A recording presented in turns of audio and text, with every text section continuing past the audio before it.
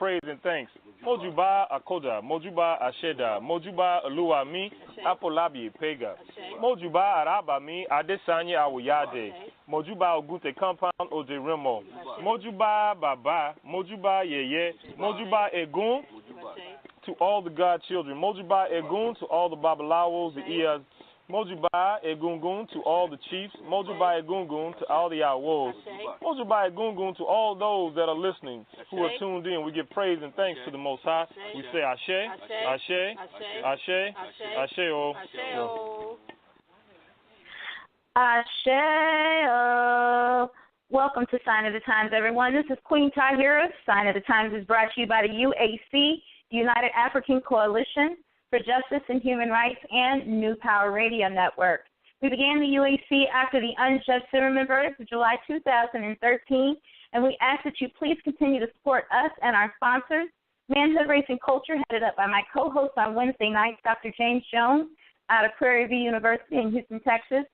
Please find him on Facebook as James Jones and Manhood, Race, and Culture as a like and group page, as well as on the World Wide Web at manhoodraceculture.com.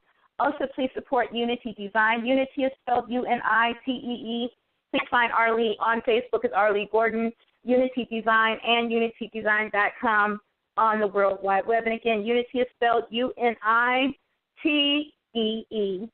And last but not least, we always want to remember to acknowledge and appreciate and send out positive love and energy to all of our brothers and sisters who are behind enemy lines and the families and loved ones that they represent.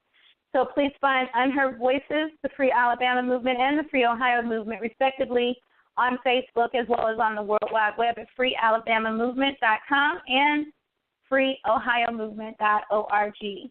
So as we begin to kick off this week's dialogue, we have the honor and pleasure of having Baba Hekima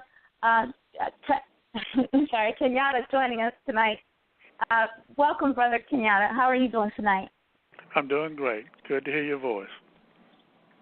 I say likewise. And you represent a wonderful LLC called Us Lifting Us. So please introduce yourself to the listeners and tell us exactly what Us Lifting Us is. Yes. Again, my name is Hekima, last name Kanyama.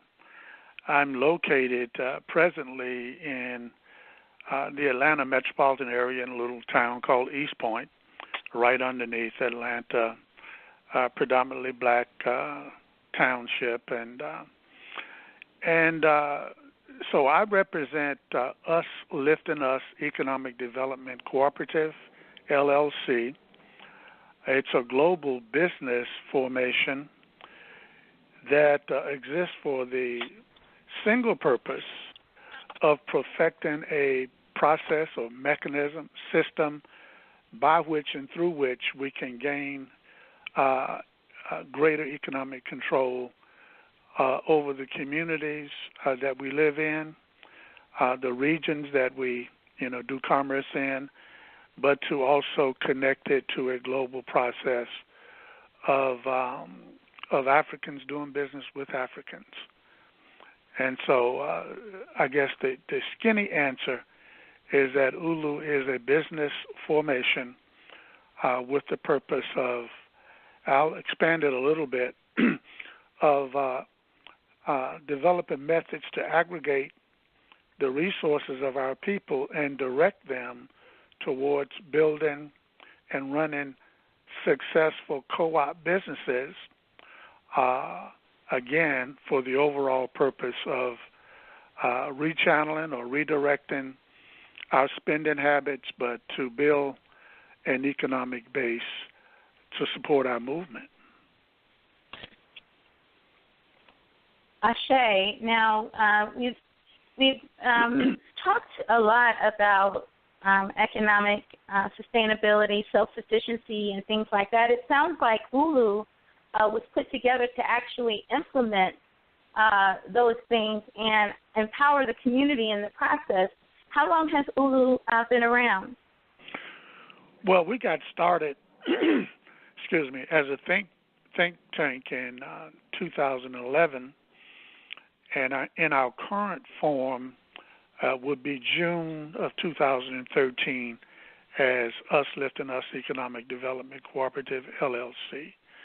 A year before that, we incorporated, but we dissolved the corporation, the legal moves, and reconstituted as an LLC.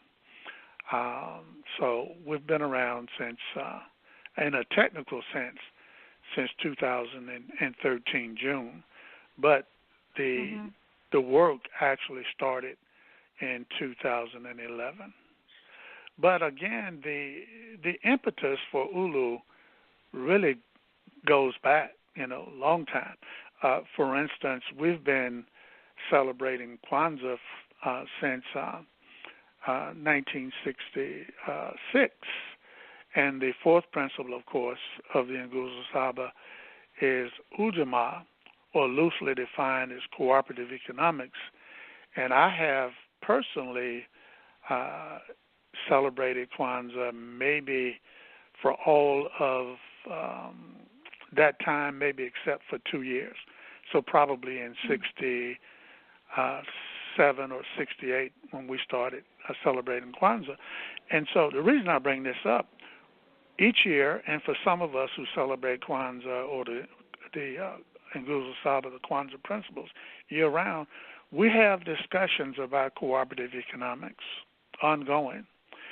And part of our discussion with the formation of ULU is that we really could not find and have not developed power, political power, buttressed by economic power, from the concept of cooperative economics. So we began to modify at least our use of that term and give it a different definition, and we call it family-centered economics as opposed to individually-centered economics. So we champion group ownership. Of course, cooperative economics speaks to us building and owning shops and businesses together and profiting from them. But if we don't own them together, it's hard for us to profit together from them. So, but again, technically, June of 2013 is when ULU launched. And I'll just share this with you. There are some fundamental legal principles upon which we are built. First of all, there's no limit to membership. And membership in ULU is a person or a business deciding to become a partner with us in the company, the LLC, the limited liability company. The second premise is that members can not only be individuals, but members can be married couples, man and woman, and also any legal institution. A church can be a member, a sorority can be a member, a business can be a member, other co-ops can be members.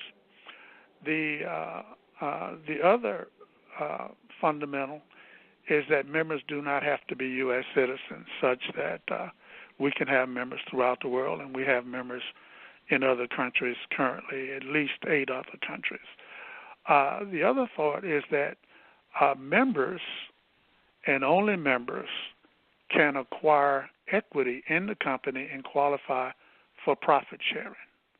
And that's an integral part of what it is that we do. We know that people will join and invest and contribute if it's benefit rich. In other words, if something tangible can come from it, even if they're not directly involved on a day-to-day basis themselves. And the fifth premise is that in that members and only members can acquire equity in the company.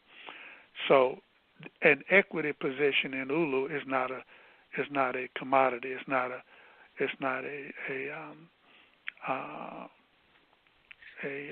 security. In other words, so that we're not involved in asking everybody in the world to support us and to secure equity in the company. It's a closed environment from that standpoint. And so with those things being in place, we feel that we can grow into the hundreds of thousands, eventually into the millions in terms of membership. We think that we can aggregate resources, both human and material resources, as the foundation for building and sustaining a new black economy. Membership is only $50 a year, and then equity in the company is at whatever level a person chooses. Once their equity account has reached $1,000, then they qualify for profit sharing. At least that's one of the requirements. And so in terms of scale, it's important that brothers and sisters understand that we are very aggressive and far-reaching in terms of our aims and objectives. But in terms of scale, for every 1,000 units of equity secured by our members, that's $1 million. We feel that we can grow to a level of effectiveness and efficiency such that we can do that over and over and over again to fund the economic ventures that we envision. Ashe. Now, I'd like to go back a little bit, Father Hekima, and talk about the Ushima, collective work and responsibility, and Ushama, the familyhood. And it sounds like that's how Ulu is set to run, and putting those elements of the goals and objectives first. And so we've got an environment right now in our community that people are really caught up in just trying to make it. And to introduce something like Ulu to the community, how are you doing that? And how can people who want to find out more, where can they go to look for information? To answer the last part first, usliftingus.com is the website, and that's where all of our information is housed. usliftingus.com. And the reason we chose the name because most of us will agree that no one's going to lift us but us. And so usliftingus.com. And one of the things in terms of cooperative economics or Ujamaa, we felt that as we introduced to the community a new economic model or new economic paradigm, we had to infuse it with something that was going to be a difference maker. And what we have infused in our process is ownership. So we talk about ownership a lot. Ownership is the glue.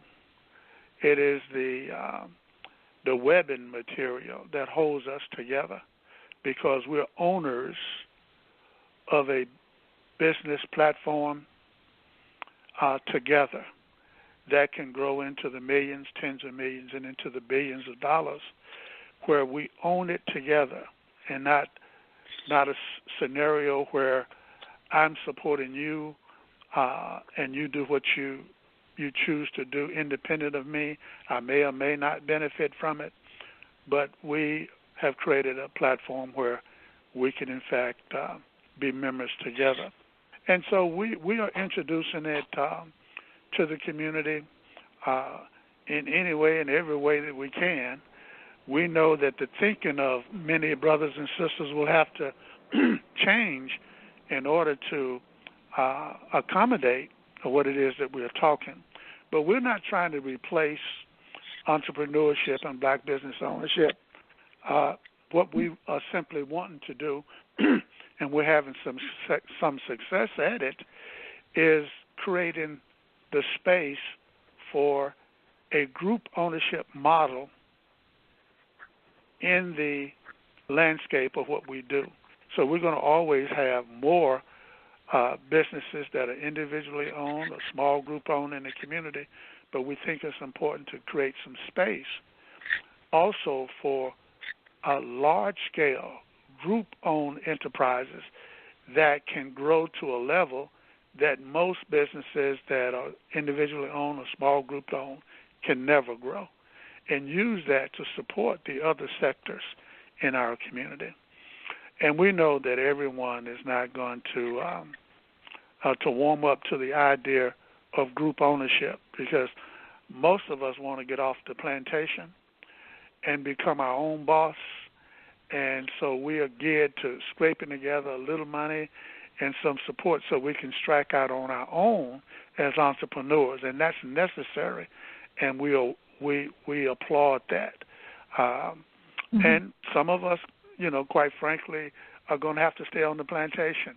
We're all on the plantation in one way or another until we, in fact, break through and become independent and sovereign. But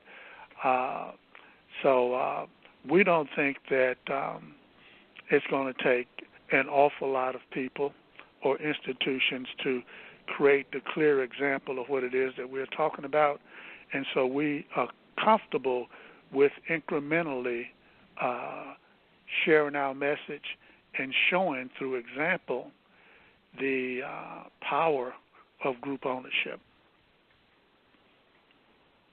Ashay, now when you spoke earlier about the fact that this is member-owned, an LLC, for-profit, and the membership composition, there are quite a few. I just became a member, as you know, and there's quite a few diversified folks and organizations represented on the membership list. And so talk about some of the people who are currently involved in ULU, and it's open to families as well. Is that true? Well, married couples and other legal institutions, but not so much a family. Now, there is a feature where a member can take out a custodial membership for a minor, for a child, and begin to build equity in the company for the child. But the child will not be able to vote and participate at that level until they reach the legal age, 16 or 18, whichever the legal age is for the state or country in which they reside. But the membership is broad. Youth, some minors, a lot of elders, a lot of professionals, other co-ops and other investment associations. So the membership is varied and broad. Some people who have international name recognition, some people who nobody knows, But if you go down the list and take your time, you'll see, as an example, an elder like C.T. Vivian, who was a steward of the Civil Rights Movement with Martin Luther King. You'll see, people like Bob Law up in New York with the, for a while, Night Talk live syndicated radio program all across the country. And for those of us who, for instance, know about the Haitian Revolution and the struggles of our brothers and sisters in Haiti now, one of the strong leaders and voices in Haiti, Mama Baina Bello, is a member and endorser. So it just runs the gamut. We have brothers and sisters in the UK, in East Africa, West Africa, in the Caribbean. One of our strong members who comes here quite often, I shouldn't say quite often, but there's a really important struggle that's happening in Bermuda now. Of course, that small island is predominantly black, but they are gentrifying the whole island, and our brothers and sisters are struggling to maintain their existence on the island. Many of them have, a couple of thousand have had to actually exit the island because of what's going on. But Mama Peggy Burns is a leader on the island, but also an ULU member, and look forward to ULU businesses coming to the island. And so from the standpoint of unity, the ULU platform is a platform that people can join basically from where they are, from the church, from the mosque, from being a progressive, from being a socialist, from being an integrationist. The single thing that binds us is something innate in human beings. And I can sum it up with the song title that one of our ancestors, the song, God Bless the Child That's Got His Own. And we know instinctively what that means. And so our members are people who want us to have our own business base, our own cultural base, our own social base, so to speak.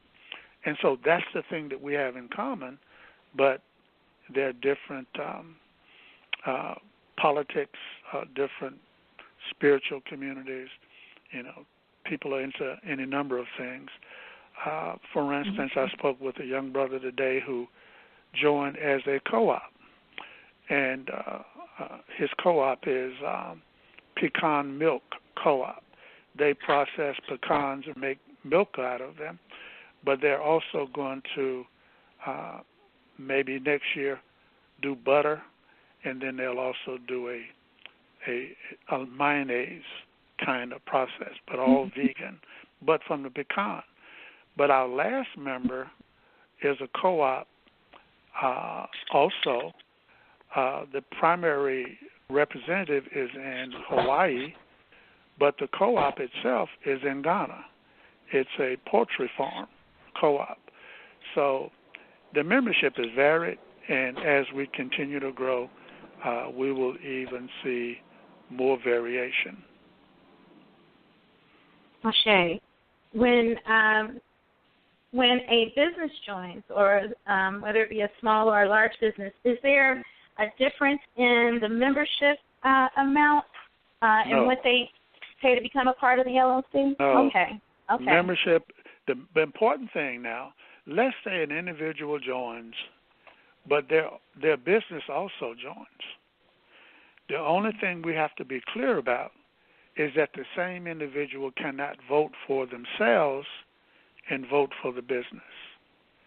In other words, if there is no other person to participate in the voting process that would represent the business and then the individual, only one can vote. So the main thing is one member, one vote with elected leadership. And we do have elected leadership, and a 9-member board, and it's rotational, with 3 seats being up for grabs, so to speak, each year. And again, our international members can participate and be elected to a board position as well. Wow, that sounds like a good opportunity, especially if if a younger person is looking how to be creative in their approach to business development. Does ULU offer trainings and things like that as well if people are interested in going into business? We do not at present. We have that as an objective. That's something we'll do in the future. There is a good bit of support for co-op businesses and for entrepreneurial businesses in many communities, but we're not at that capacity now, but we will be. We'll be able to help incubate business. Our primary business model, which is a large edifice, big box store that's separated into departments. We call it the Us Lifting Us Market and Exchange, or ULU Mart for short. We're talking about a building on a scale of 150,000 square feet, the size of a Home Depot or Lowe's. We will have incubators in there in a way for people to, as little as $50 a month, with dedicated floor space and tabletop space to start a business with some technical support. But that whole complex will be a farmer's market, a large a consignment component, weekly auctions, commercial kitchens, commercial canneries, commercial coffee roasting, movie theater / event center, office space for rent, but the majority of the space will be taken up by specialty stores, booths, and kiosks. But this will be a multi-use platform where entertainment, education, commerce will take place all at the same time. We'll do strategic bulk buying, credit union, barter and trade network, alternative currency maybe, but these we focus on as anchor institutions in a community that our markers, so to speak, that we're coming back to take economic control of our community. And so much of what would go on inside the walls can spill out into the broader community in various ways. So that's our primary business model. What we're working on right now is a series of coffee houses, and so that's where we'll get our feet wet initially, and we'll probably also do some light manufacturing in the technology field. Interesting. Now, the coffee house concept, I know that that's something that we often are consumers of, but I have yet to run across, I'm not saying that there aren't any, a black coffee house. That's an excellent approach to, one, gathering our people in a safe place and in the same space, but two, offering them something that we consume and spend our money on anyway. So I think that that's an excellent idea. Talk about the coffee house a little more. Give us a picture of what it would be like. Yes, and not only do we consume coffee, but we grow coffee. You know, coffee is a black thing. Coffee is a black thing. The mother plant of all coffee in the world starts with Ethiopia.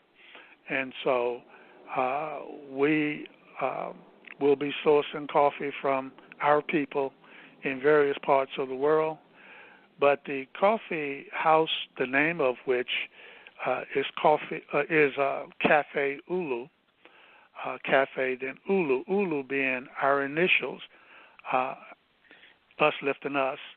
And we will feature coffees grown and produced by our people on the continent and in the Caribbean and maybe even in South America. We will also feature, of course, networking and an internet cafe environment. But we'll also do small, spoken word, book signings, small events as well. We'll have a food menu. It won't be elaborate.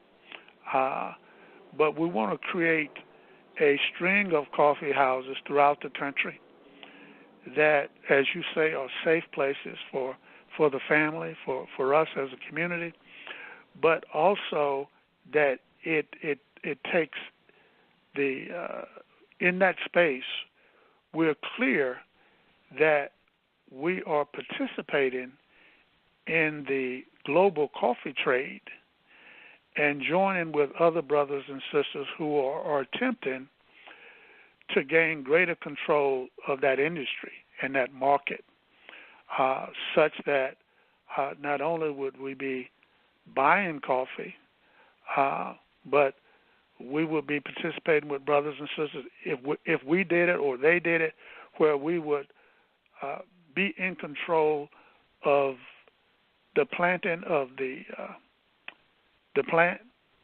the harvesting, the processing, the transport across the world, the roasting, the weighing, the bagging, everything that's involved in the coffee industry. That's an industry that we should dominate. Currently, I don't know that there's an industry that we can point to that African people dominate. And this is one that we should dominate. It's ours. We just simply got to take it back. And so ULU, in addition to building successful for-profit coffee houses and spreading them throughout the country and maybe in other parts of the world, we will participate in a strategic way in the coffee industry. Nice. And now you're in the Atlanta area. Is that where the first coffee house is projected to be?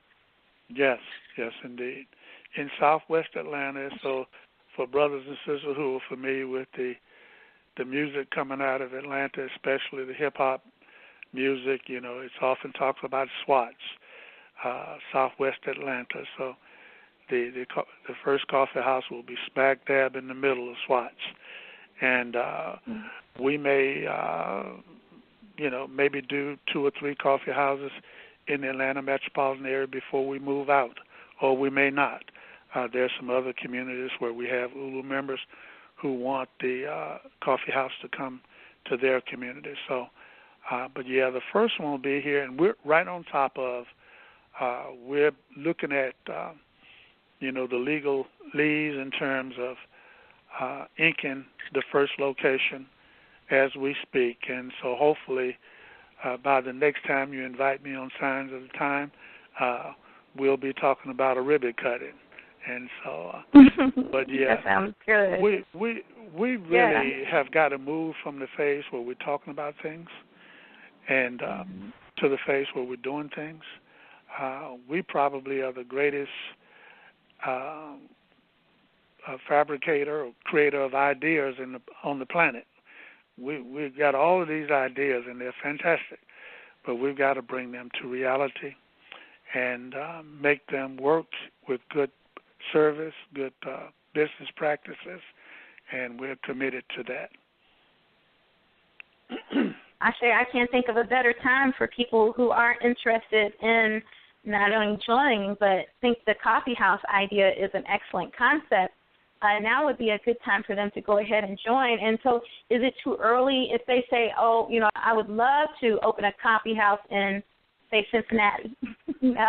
Is it too early for them to join since the first one isn't open yet, or can they go ahead and join and get involved in the committees and kind of get their feet? No, membership in ULU is not about the coffee shop. Membership in ULU is about a grand strategy to build a multinational business platform where we can do coffee, we can do hospitality, we can do energy, transportation, agriculture, everything that we need to do to build a black economy. As you may know, and I'll be quick on this, in 1956 in Spain, a Catholic priest and 5 students from a technical school started a small co-op producing a heater, a little small heater to heat a room in a house. And from that, they grew into where today they do more than $20 billion a year gross dollar. They've created more than 100,000 new jobs for their members. They own insurance companies. They own banks. They own the largest supermarket chain in their part of the country. They own housing complexes.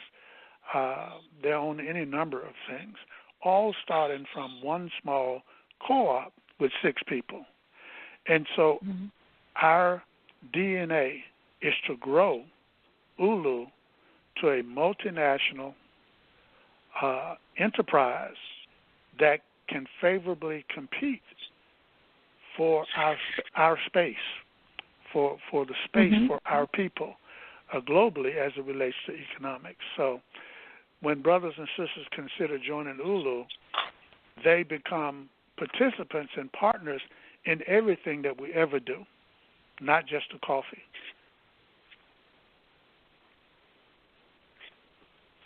That's excellent to know. Now, the Mondragon model that you speak of, It happened in Spain. I happen to be very familiar with that. We have proposed to the city to open up a cooperative laundry, commercial and residential laundry. The community that I was in needed a laundry facility because of gentrification. The former laundry facilities had been vacated and abandoned in some cases. And so there was a real need, not only from an economic standpoint for a laundromat, but we also had an issue with health and bed bugs in the community. And because people were washing out their clothing and things like that in the tubs and hanging it up, well, that's not, doesn't generate enough heat to actually eliminate any sort of infestation problems, especially when it comes to bed bugs. But unfortunately, our community was aggressively gentrified by Group 3CDC, and the project got approval from the community council and everything like that, but they basically took our building from up under us, and that's happening. Gentrification is an issue across the U.S. How do you suggest that people maintain their footprint in their community when we're losing our communities, to high-end developers, especially almost on a daily basis? Yeah, it's happening big time here as well. And what we suggest is we hurry up and pool our resources, invest in businesses, acquire the real estate, invest in more businesses, acquire the real estate, invest in more businesses, acquire the real estate, and upgrade it in terms of larger businesses. For instance, that laundry could have actually been done by us because we got the money, we got the resources, we got the know-how. What I think we don't have in most cases, we don't have the organizational skills and the infrastructure to the organizational infrastructure to pull it off. So the only thing that we can do to stem gentrification is that we got to own it, and we got to own it deep, and that's our firewall: ownership of real estate and successful business operations, and if people who are trying to gentrify those communities understand that they can't come in there and make any money, they'll go elsewhere. But they're predators, and so a predator's natural instinct is that if there's prey there, they're going to come, and you can't stop them just by trying to pass a resolution or saying, woe is me, and think of what you're doing to the community, because they don't care. They have no heart. They have no soul. They're predators, and that's what they do. And so we have to, from the opposite position, from love, we got to pool our resources and take control of the economic destiny of those communities. And in some cases, it's too late. So we have to look at where we can reasonably make a stand. Yeah, sometimes we emotionally attach to a community, and it's gone. It's really not ours anymore. And to make a stand there, you got to really be at a large scale where you can come back and beat them back with large-scale enterprises. And we're generally not there yet. And I know we're not there from the standpoint of ULU and what we're doing in Atlanta. Yeah. Ashe. Now, this ULU has a ULU 10-point appeal and plans for the new Black economy, and I'll just quickly read 1 through 5. 1, as Black people, we take full responsibility for the economic destiny of our communities and nations. 2, Black persons and Black institutions, especially the Black church, join together as members in a large-scale cooperative-owned business enterprise to pool our resources. 3, this cooperatively owned business enterprise is reflective of our unique culture and interest in the world. 4, the governance and legal form of the cooperative accommodate democratic principles, 1 member, 1 vote with elected leadership. 5, only members of the cooperative and not the public have the opportunity to secure ownership units, equity in the business enterprise with the potential to amass billions of dollars for economic development. So this is one of the first things that anybody who goes to the ULU site will be able to see, that this is not just something that sounds good. This is actually a blueprint that has been laid out to help empower us and give us the tools and things like that we need and the guidance that we need to implement this thing. So I just think it's a good opportunity, especially for a younger person or anybody that wants to do what the Honorable Marcus Garvey has spoken on, and we can talk about Garvey's return. We are the whirlwind, if you'd like to next. But, that's how long this dialogue has been going on, and it's we have Black Wall Street and things like that, and we have to be honest with ourselves and accept the responsibility that segregation dismantled the black business and the mom and pop type of entities that we could rely on and had to rely on at one point in our community. So please enlighten us, Baba Hekima, about the new black economy, Garvey's return, and we are in the whirlwind. What is that piece exactly about? Yeah, it's about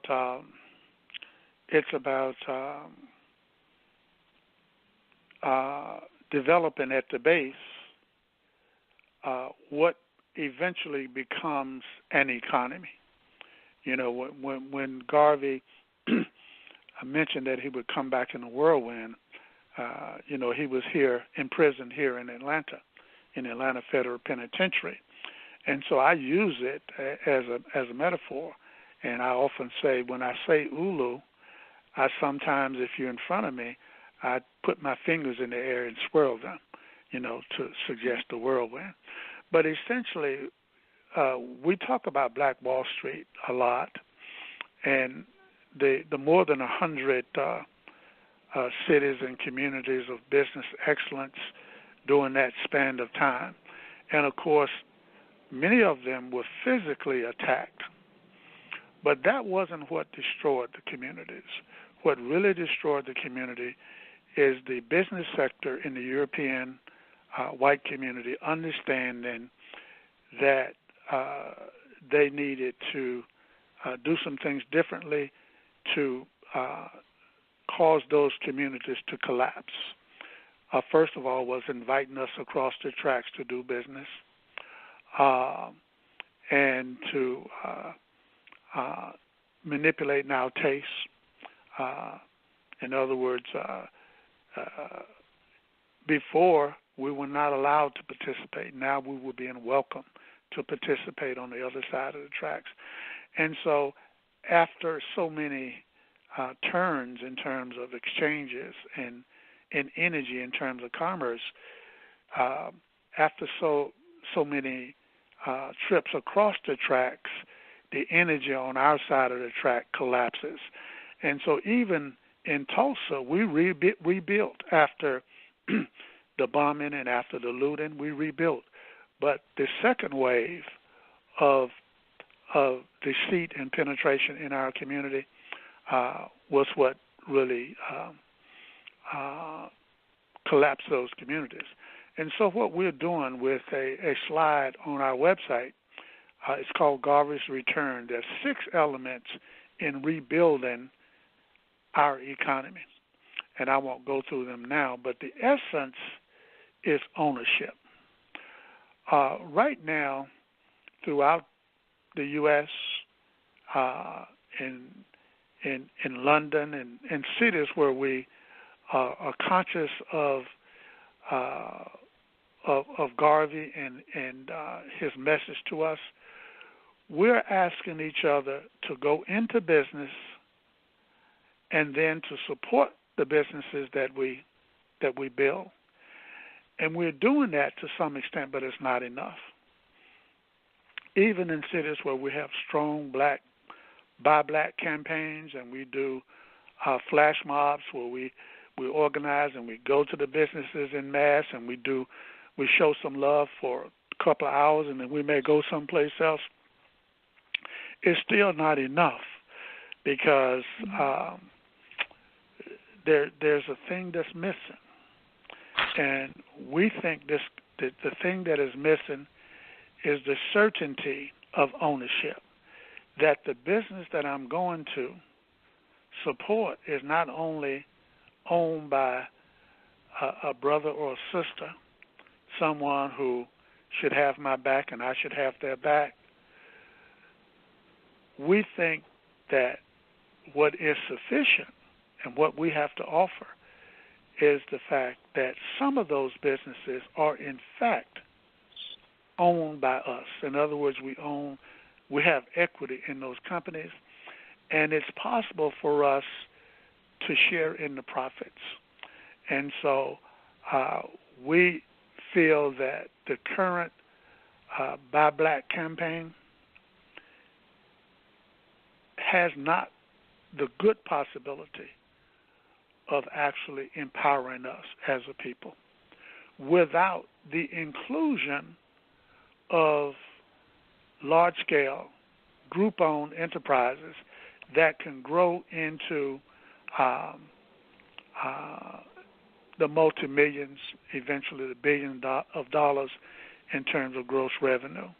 And so the Garvey's return piece speaks to, most of us picture a tornado, the cyclonic effect, the tornadic effect of those rotating patterns, and we liken it to the patterns of turns in an economy.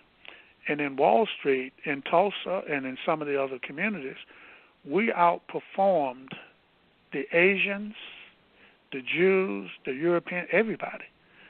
There were some studies that indicated that in those communities there were 50, 60, and up to 80 turns, exchanges, before money went out of our community. And so they were very successful. And so in order to create a scenario where you have those kinds of returns today, maybe not at that level, but where you have 15 or 20 turns before the money goes out of the community,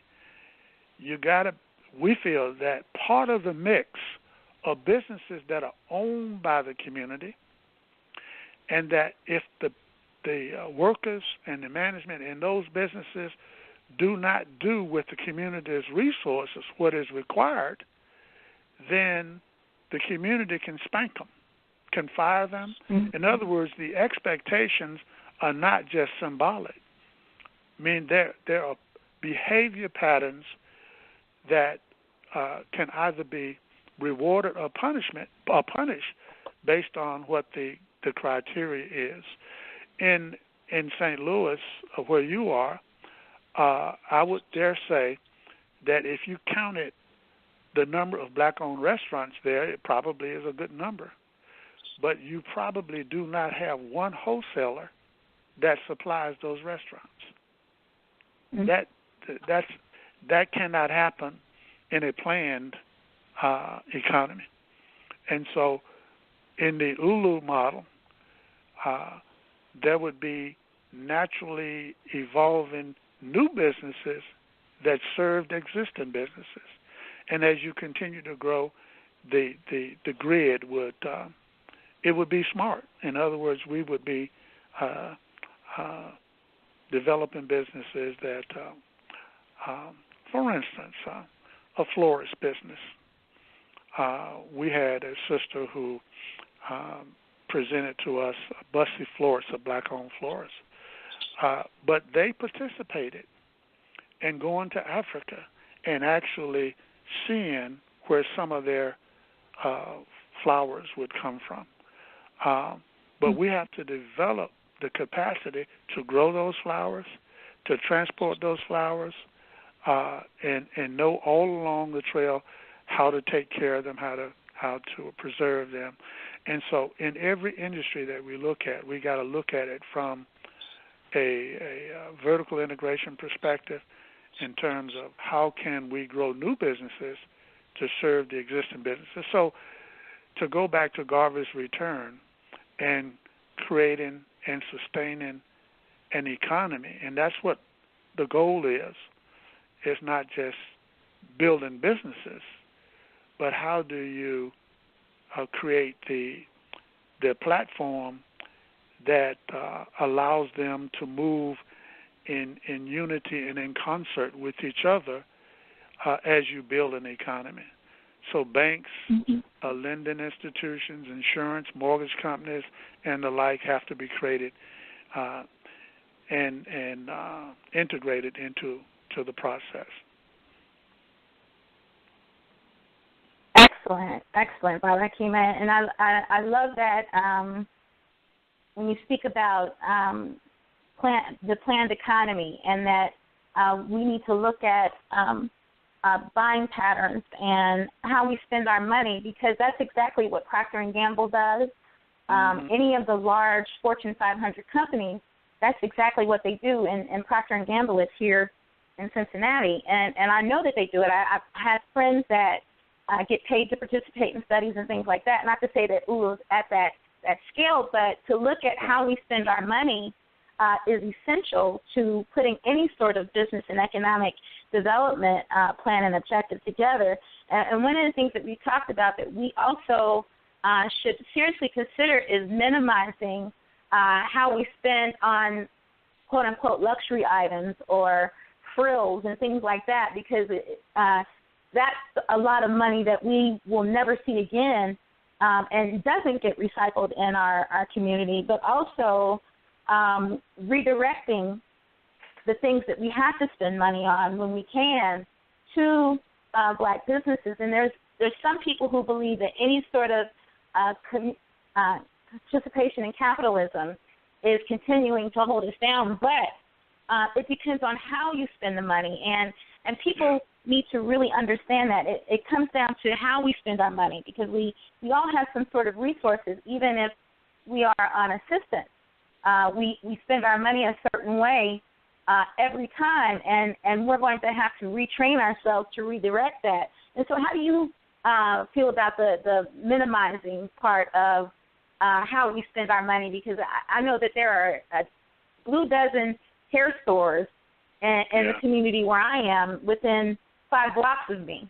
And they're everywhere. So I'm sure it's the same there in Atlanta as well. So can you talk about that too a little bit? Yeah, and in every city.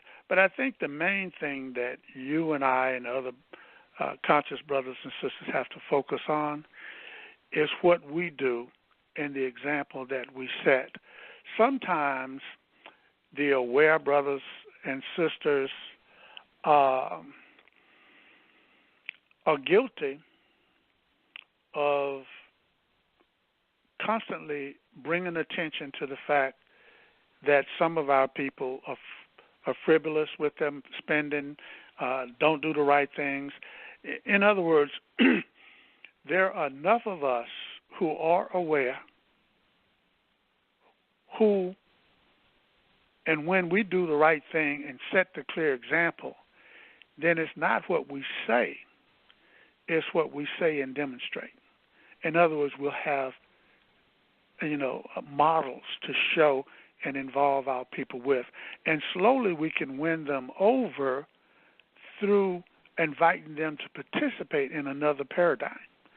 I think we give too much time and attention to the ills, some of the mispractices, some of the things that we do that don't make sense. But at the same time, those of us who make those statements have not created the example, the alternative. And so I'm calling, and we are calling on the conscious community, the self-identified black community in this country and globally to put up a shut up. There are millions of us, and we have to build the clear examples, the models, and do a good job at them and grow them. And our people are waiting on us, even when they're wilding and you think they're out of their minds, but we're not. We simply have been, told so many stories and presented with so many scenarios, we don't know what's up or down. But in our hearts, we do not appreciate being dominated and exploited. And if we come up with different models that work, then our people are predisposed to coming towards those. They're not going to all come at once. But we've got to build it, and we've got to demonstrate what it is that we have been saying through the clear example. Ashe, Ashe. We're almost to the top of the hour. We usually take a break at the top of the hour. So hang out with us, Baba Hekima. Callers, listeners, when we come back, if you'd like to participate in the conversation, ask a question, make a comment, please don't forget that you need to push the number 1. You're listening to Sign of the Times Blog Talk Radio, brought to you by New Power Radio Network. We'll be right back. Hey, my beautiful people. This is Andriana, and I'm host of the show, Holistic Health and Healing, on the New Power Radio Network. We all know that without your health, nothing else is worthwhile, right? I mean, what's the point of being rich if you end up spending all the time you have left and all the money you've made on the way to get back the health that was neglected on the journey? Well, let's get back to making our health and well-being a priority. Then the wealth and prosperity will automatically flow. So join us as we dive into all matters of health and well-being holistically in all areas of your life. We'll discuss the causes and effects of diseases and medical conditions and what you can do to heal from these effects. You'll hear suggestions on how to best utilize the medical establishment for your benefit instead of their profit. We'll explore all of the latest innovations in health and well-being and how to apply them in all areas of your life. In the end, we must remove everything that's creating and maintaining the pain and disease in our lives in order to treat our wounds and to heal. Here's to your holistic health. Many blessings. Peace. Hello, I'm Dr. James Thomas Jones III, and I've just recently completed a manuscript titled Creating Revolution as They Advance, a historical narrative of the Black Panther Party for self-defense.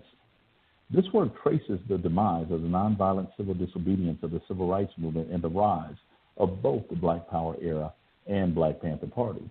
Special attention is paid to Panther leaders such as Huey P. Newton, Bobby Seale, Fred Hampton, Eldridge Cleaver, Bunchy Carter, and Geronimo Pratt. This story is told through the view of the Panthers and details the horrific, underhanded attacks that the organization experienced at the hands of the FBI's counterintelligence program under the orders of J. Edgar Hoover. If you're looking for the true story of the Black Panther Party for self-defense, pick up a copy of Creating Revolution as They Advance, a historical narrative of the Black Panther Party for self-defense on Amazon.com. Thank you.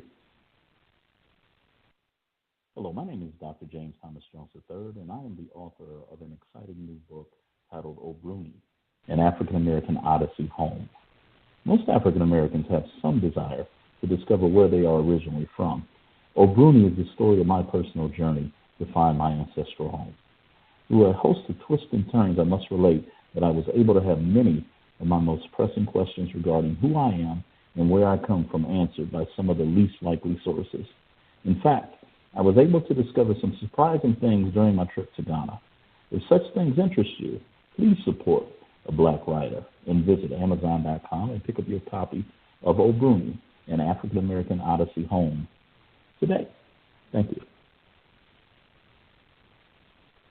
Welcome back. You're listening to Sign of the Times, brought to you by New Power Radio Network. Welcome back, Baba Hekima. Yes. So let's talk a little bit more about how people can support ULU. I see also on the website that there is an ULU store. Can you tell us a little bit about the ULU store and how it works? Well, currently there's not much in the store. There's just T-shirts in the store. The next things that will be in the store are coffee, maybe beans and ground coffee. So we really don't have an e-commerce platform at this time. It's just branding for ULU. Now, well, that's important. We will have a website associated with the coffee house as well, with Cafe ULU, and we'll sell branded items there. But we don't see ourselves developing an e-commerce platform where we're selling a lot of items. Our focus, and we have members who have tremendous e-commerce platforms. If from our homepage, I would encourage people to click the intersection. There's a road sign where you see convergence of 2 lanes into one. And click on that road sign, and it will take you to a page where there are links to various platforms. 2 of our members, one iMall out of California and Azenia out of Ohio. These are ULU members who have e-commerce platforms that market products, goods, and services from our people around the country and from around the world. So we don't see ourselves moving into that space. We're going to concentrate more on the brick-and-mortar businesses and creating jobs and with benefits and great salaries and focus on that aspect more than the e-commerce platforms. Ashe. Ashe. We have a caller in queue. Would you like for me to open the mic? Is that okay? Sure. Okay. Last 4 digits, 7376. Welcome to Sign of the Times. Who are we speaking with? Greetings, Queen Tahiyrah. This is Andriane. How are you? Hey, Sister Andriane. Welcome, welcome. We just played your lovely commercial, so it's good to hear your voice again. Always, always. Hey, Baba. Hey, sis, how you doing? I love the commercial.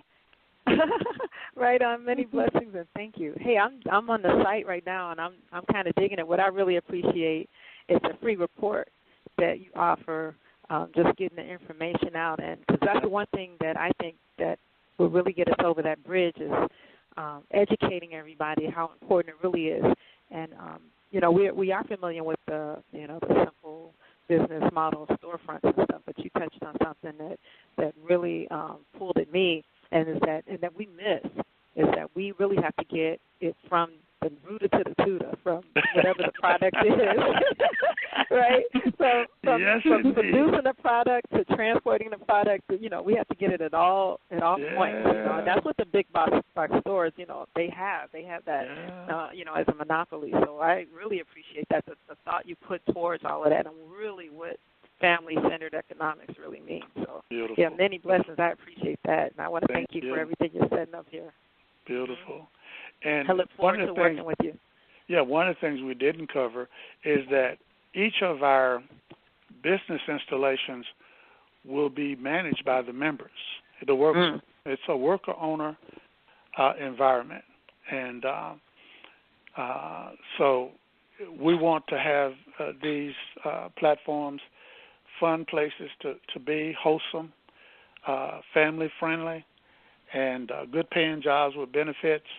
And once the businesses reach profitability, then the first dibs on the profits go back as a bonus to the members, and to the workers. So the worker, in addition to a salary with benefits and a good environment, can also look to receive bonuses as those businesses are successful. I see. Yeah. Well, sis, you're going to make me listen to that, to your broadcast. I look forward to you chiming in. Yeah. Because, the health, we can't get around it, right? It's why we do what we do. That's right. That's right. I appreciate you. Always. You too. Ashe. Yes, Sister Andriane, I know that you have a couple of business things that you're doing with ASEA and things like that. Can you talk to Baba Hekima on the minimizing piece that we're going to be covering on one of our Friday night broadcasts, and the fact that you are on point, Baba Hekima, when you speak of the effects that our health have on the decisions that we make and especially when it comes to what we spend our money on. So enlighten Baba Hekima a little bit more about the broadcast, Sister Andriane, and what you do. Oh, yeah. So what we focus in on Friday nights is the whole holistic aspect, starting even with the stance that health is its own revolution, because you're able to not depend on others for your longevity, for your prosperity. So you're taking that and starting it from your house, your center of operation, the love that you foster and garner from the people around you, and then taking that forward so that we can build, the businesses and the economics to prosper further and connect the community. So it really is the same, kind of sister grassroots. We're all interconnected in that aspect. Exactly. Can't get around it. Yeah, and of course, we can point to areas and treat them as if they're disconnected, but they're never disconnected. Our economics is involved intricately with politics and culture and all of it. There's a health component to almost everything that we do, whether physical health, spiritual health, mental health, and so. Yeah, we appreciate what you do. If you don't have that life force, that energy, it's hard to accomplish anything. Yeah, and also, too, one of our problems is one of the ways we disenfranchise ourselves is because we spend too many resources, I find, too many of our resources giving that away to the pharmaceutical industry, the drug companies, even the bad food, bad water. A lot of our resources get away from us, and we don't, because we associate it with our health or, just our day-to-day living, we don't make that connection. So when you start to regain your power of your health, you actually pull in your resources, and then you can go and redistribute them for a more prosperous, positive agenda. Yes, indeed. Thank you. Ashe. And so, Baba Hekima, our conversations here on Sign of the Times are quite intentional, and we have a saying that we use, turning the struggle into a strategy, one conversation at a time. And so the partnership with Sister Andriane and Blacktopia, the partnership that we have with Dr. Jones and others, the Pan-African Alliance, it's our goal to where we can be bridge builders, but we definitely unite with what ULU has proposed and what it's already doing. And also, another thing that I know from personal and professional experience is that it's good that we're out here doing all this socially responsible work, if you will, setting up the platform to have these kinds of conversations. But during that process, we have to also be able to sustain ourselves. And so when I first heard you speak about ULU and what it was doing and the opportunity that it offered, I mean, it was like, I heard birds and music, and that whole thing, because that's the part that we've been missing. Is being. Yeah. Let me so desperately need. Let me pick up on that. Yes, sir. There are football stadiums in America. Well, I won't even go there. In the black community, during the football season, I was going to go to the big stadium, but I'll stay local. 5,000, 10,000 screaming fans in the stands every Friday night around the country. There's thousands of us. And so when we think about the $1.3 trillion that supposedly is spending power that we have, I'm not sure if that's real, but it's probably large. But the fact that Africans in America and Africans on the planet, period, but let's talk about Africans in America. When we look at our history, all the aspects of our history and where we are, we feel, and I'll personalize it, I feel that a crime is being committed by us when we haven't devised methods to tap into and transfer or redirect a reasonable portion of the wealth that flows through our fingers and place it in a common pool. And I'm not talking about a campaign that changes our minds or changes our way of thinking. The few of us who are right-thinking brothers and sisters have to devise ways, even with our current thinking, to infuse into the commerce of our communities methods that divert millions of dollars on a consistent basis to a common purpose. And so that's what we feel ULU is. It's a it's a process, it's an infrastructure, a machinery, a platform that as it grows and is integrated into the community, we're going to be able to create hundreds of thousands of new jobs. We're going to be able to fund some of the things that we are fond of, especially around our children. We're going to be able to reward people who do work on behalf of our people, and not do it from the fact that we got a Ford Foundation grant or a government grant, but because we realized that we were in a position to manipulate and take advantage of what is all around us. There are opportunities that we simply are not formatted to take advantage of now. And we often will refer to other communities, the Korean communities, the Chinese communities, the Lebanese communities, the East Indian communities that seem to have more going for them from an economic empowerment standpoint than we do. But they really have less to work with than we do.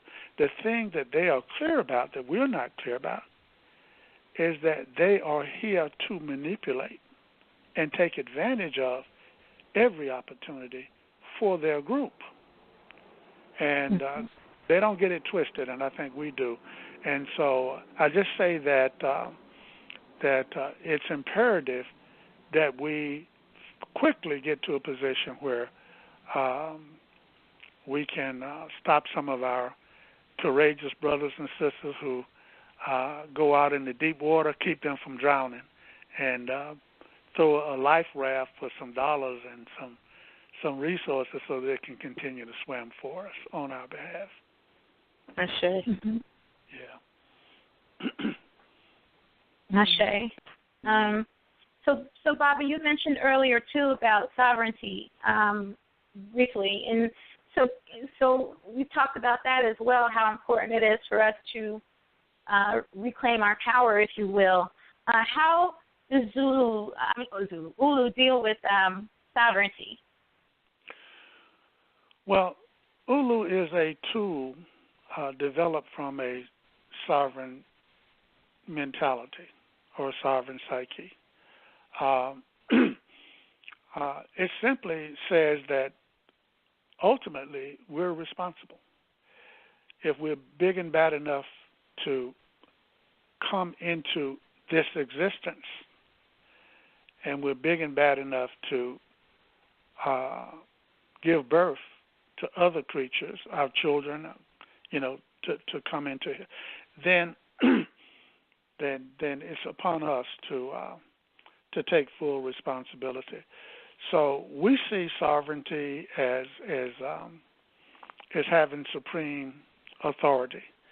That doesn't mean that you have the only authority, but you always must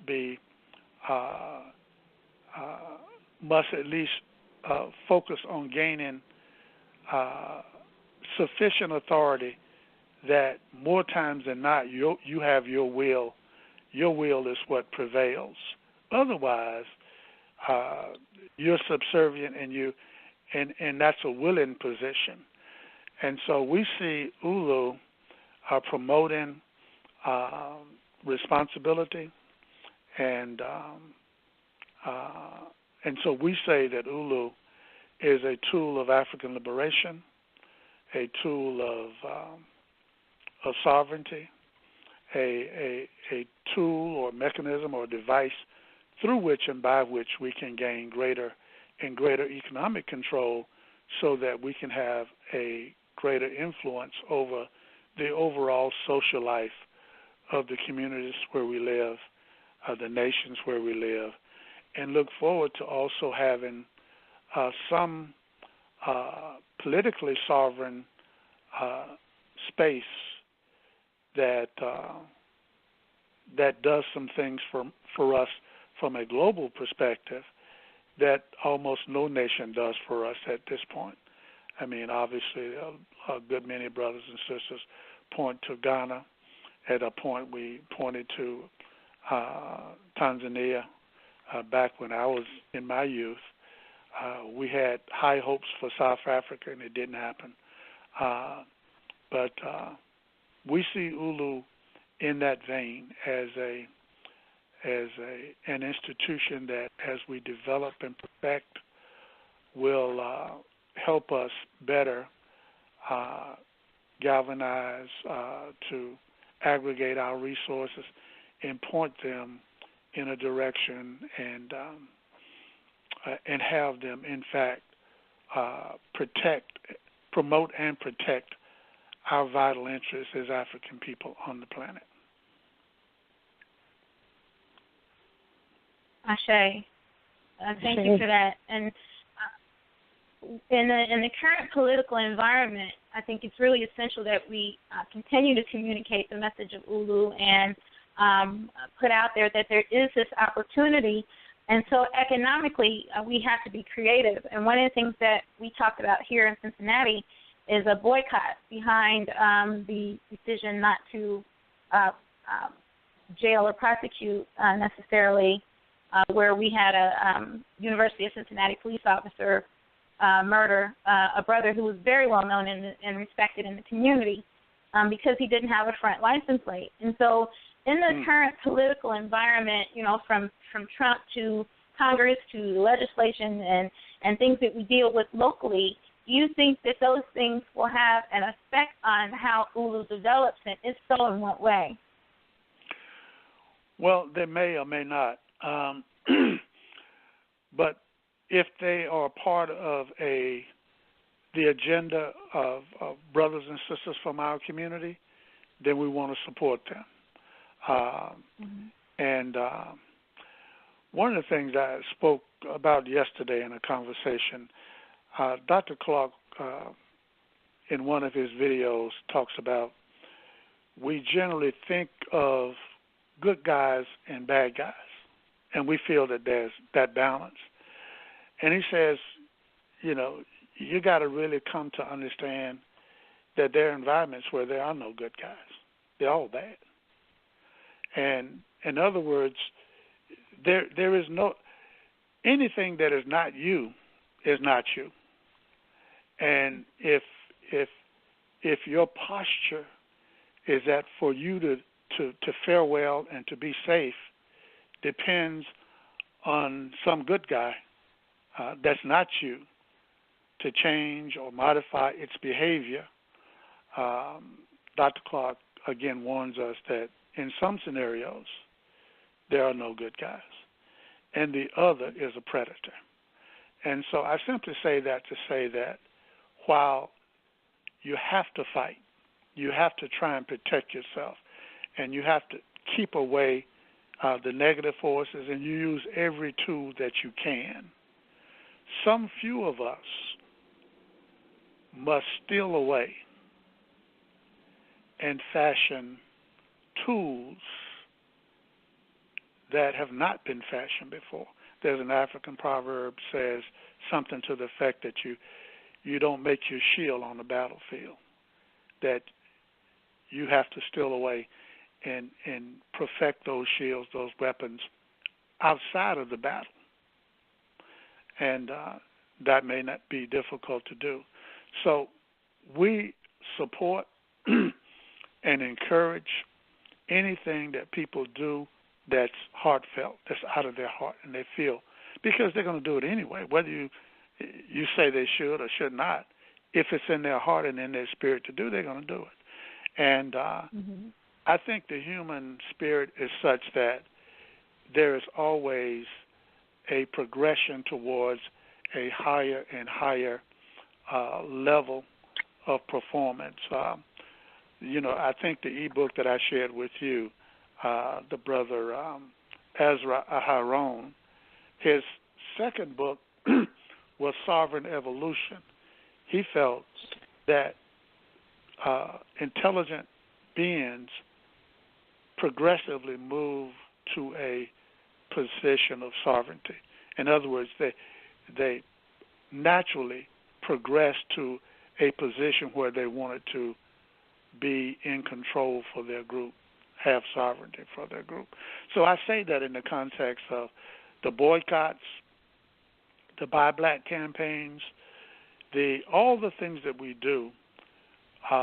In every case, there are lessons to be learned, there are battles to be won, but overall, we're not safe as African people on the planet until Europe has to look at us eyeball to eyeball, China, India, wherever.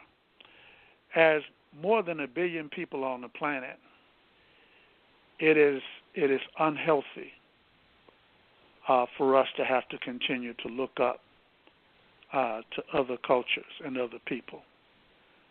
But the machinery that will get us to the point where we can look at and exchange with other cultures eyeball to eyeball, that machinery is probably not going to be built on the battlefield of protests. But protest is necessary. But it's also necessary that some of us understand the value of stealing away and building tools that are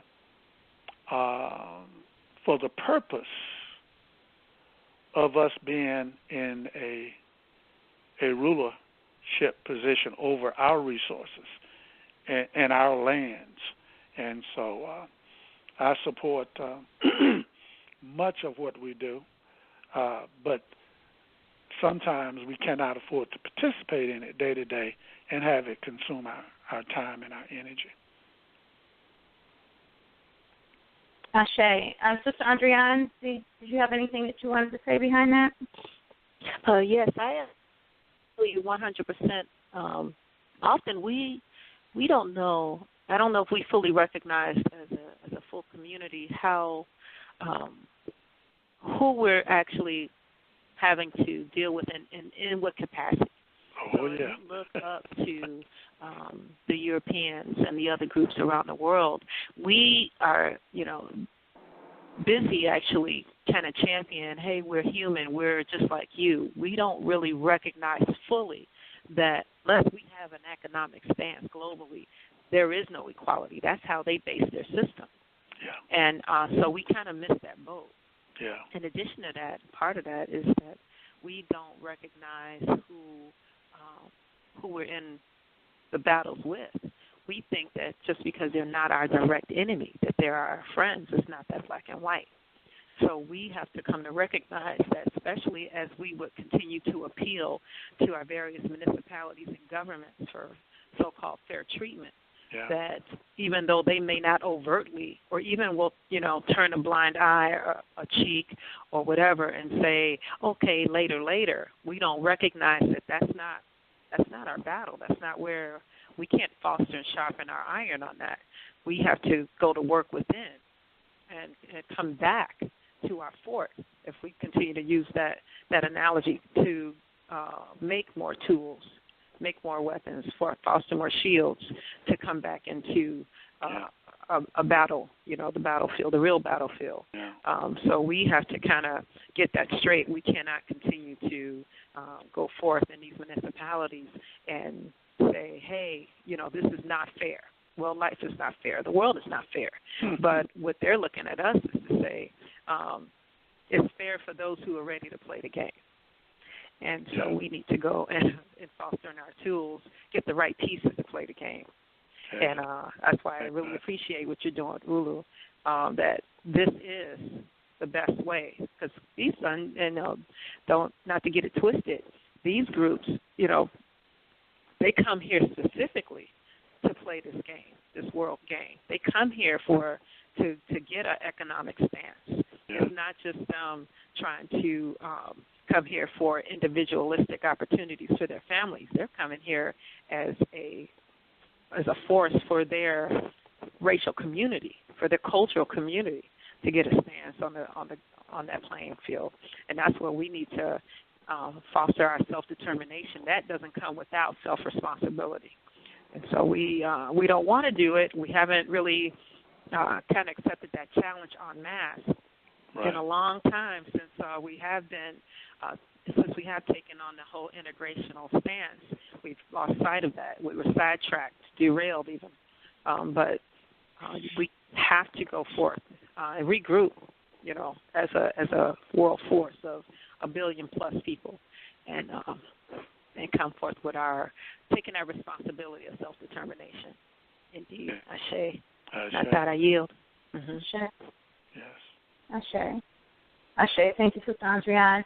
Baba Hekima, before we get ready to let you go, are there any events coming up that ULU is a part of that you want to make the community aware of?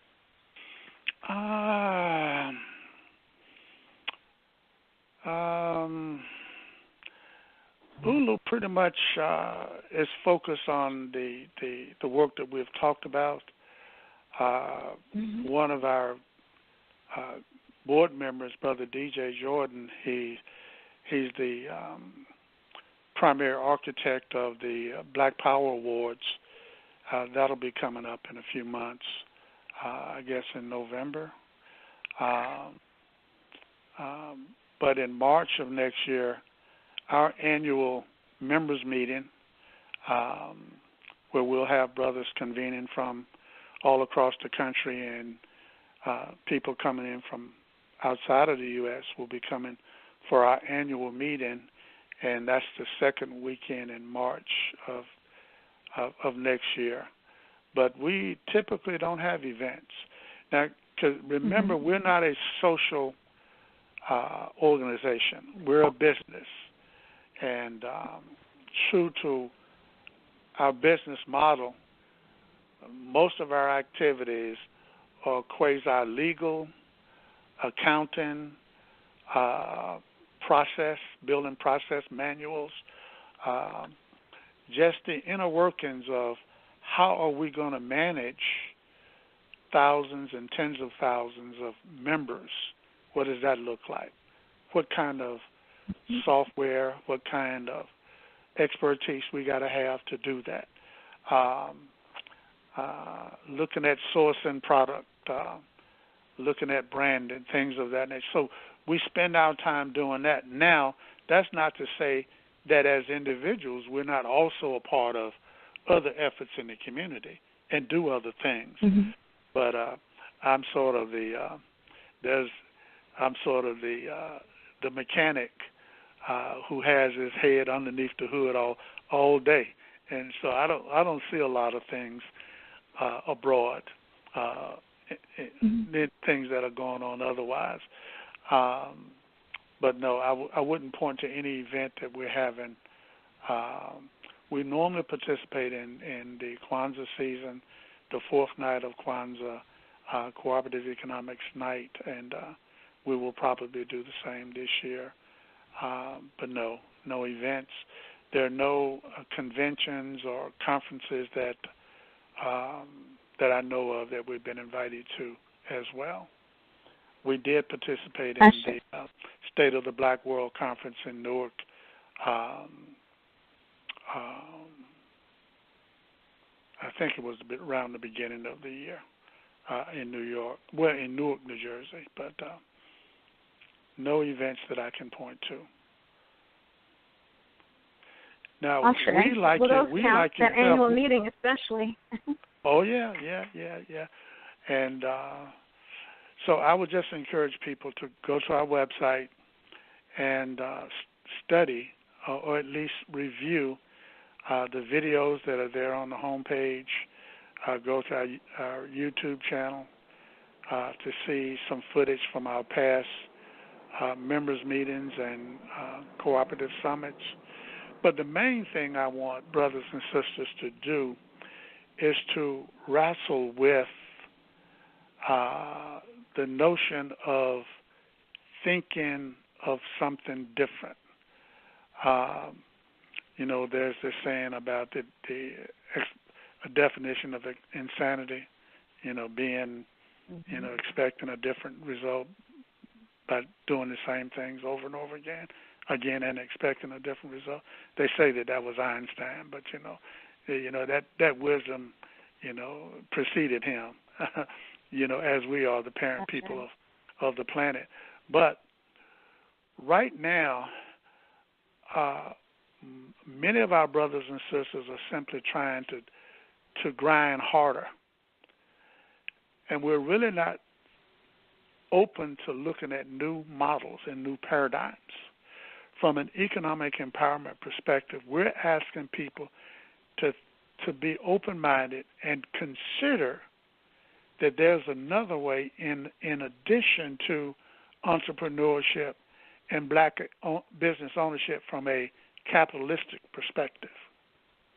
We want brothers and sisters to create the space in their thinking to consider at least that there is a group ownership model, a cooperative model, a mutual model, a socialist model that could do a lot for us that in some scenarios the models that we're used to cannot do.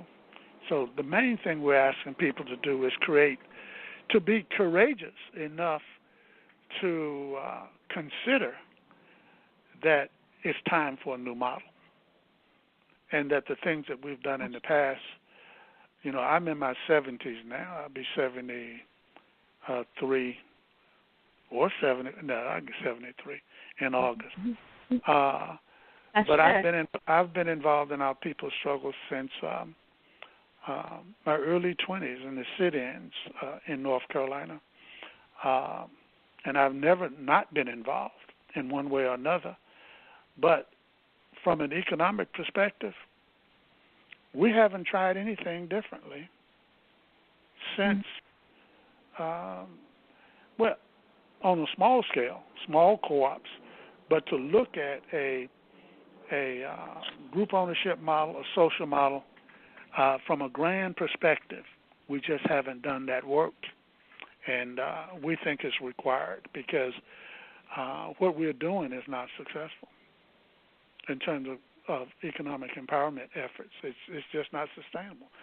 It's not successful nor sustainable. So that's the main thing that we're asking. And when people go to our website, we're just asking them to consider a different model or different paradigm. Ashe.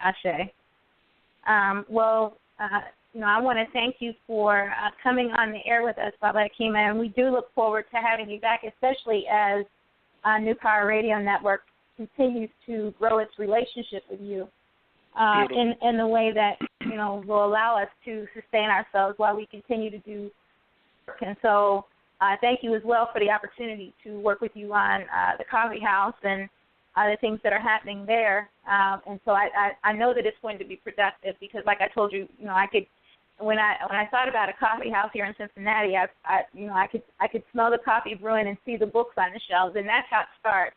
We have to continue to plant the seed and continue to make these relationships grow and do the work that it takes to build the communication in building and lifting up these relationships. So thank you so much for coming on the air with us today.